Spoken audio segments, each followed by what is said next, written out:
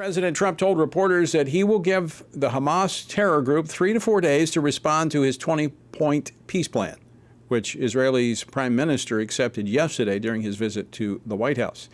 And if Hamas doesn't accept it, President Trump says it's going to be a very sad end.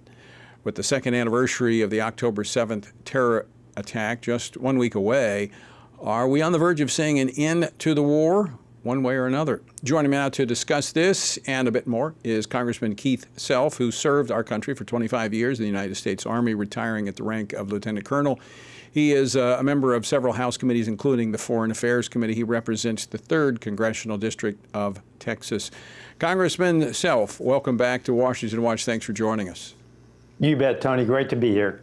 Let me start with this question. Do you think Hamas will be smart enough to accept this plan? That is exactly the question, Tony. I doubt it. If they do, they will give up their sole leverage point, which are the hostages, dead and alive. So that is the decision. And look, Hamas is on the clock. 72 hours. They've got less than 50 hours left. And you might remind them, Iran was on the clock. And look what happened in Iran when they ran the clock out. Yeah, I think they're trying to hide behind a lot of civilians as well there in Gaza City. But looking at the plan, I will say there are some things that concern me about the plan, especially as it pertains to the way forward, because the 2020 peace plan that was put forward by the last Trump administration calls for the creation eventually of a Palestinian state, which I think is problematic. But I'll have to say, Hamas would have to be stupid not to accept this plan. This is their only way out. And it's a very generous plan, quite frankly. It certainly is. But remember, they've had a state known as Gaza with elected leadership known as Hamas, and they destroyed their state. They took their aid. They built tunnels with it. So look, two-state solution, if you talk to the Israelis and the people in Gaza, the two-state solution, I think, is dead. So let's set that one aside. But yes, if they do accept it, though, I go back to the fact that they would have to give up their leverage. And do we really believe the people who train their children, indoctrinate their children to hate Jews, are going to make the change to living peacefully and changing their mindsets, as it says in this plan, that quickly? Yeah. I find it hard to believe. Well, Tony, I've worked in the Middle East with the Israelis. I've been on the ground there, and I find this hard to believe. I was just going to mention that. I know you've served there working alongside the IDF. You and I have talked about this before. And I just asked this question to Senator Langford. He was just on the program talking to him. It's really hard to understand the complexity of the Middle East, Israel, in the midst of all of that without having a biblical and quite frankly, spiritual understanding.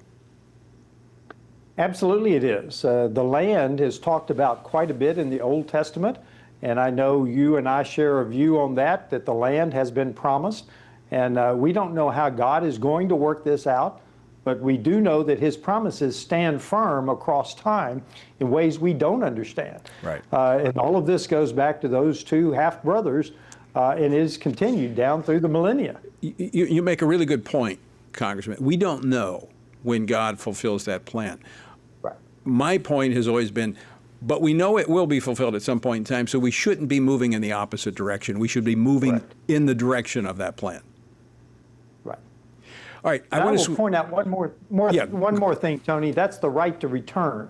The right to return in Israel is very, very contentious, because it goes back to 1948. If we put the right to return into this agreement, would it then be extrapolated to Israel proper? That also concerns me. Yeah, I share some of those concerns.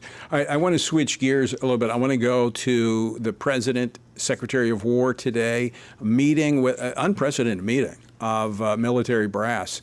I'll have to say, I was pretty impressed with what the Secretary had to say and how forceful he was. As a Marine veteran, I think the military is there to fight and win wars, period, full stop.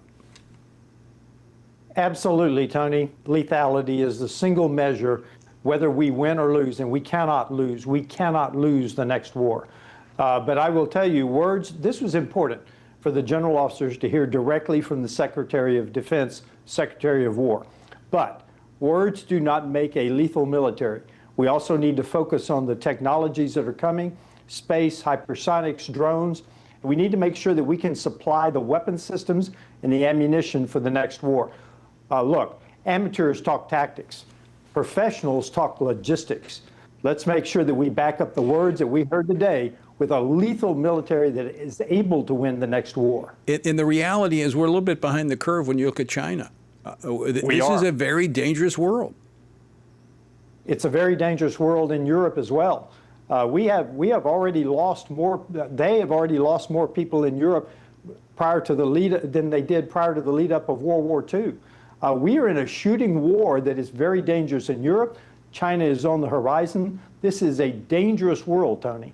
And to the Secretary's point, our military in many ways have been playing these games with DEI games as opposed to preparing for these conflicts that are on the horizon. You cannot take your eye off the ball, and that's what we've done for the last 4 years. Our eye has been taken off of the ball of a lethal military ready to go in harm's way and do damage to our enemies, our adversaries, and protect the American way of life. The eye has been taken off the ball. Let's get it back on the ball. Let's get ready to fight the next war. I don't know when we're going in harm's way again, but our young men and women will go in harm's way again. Right.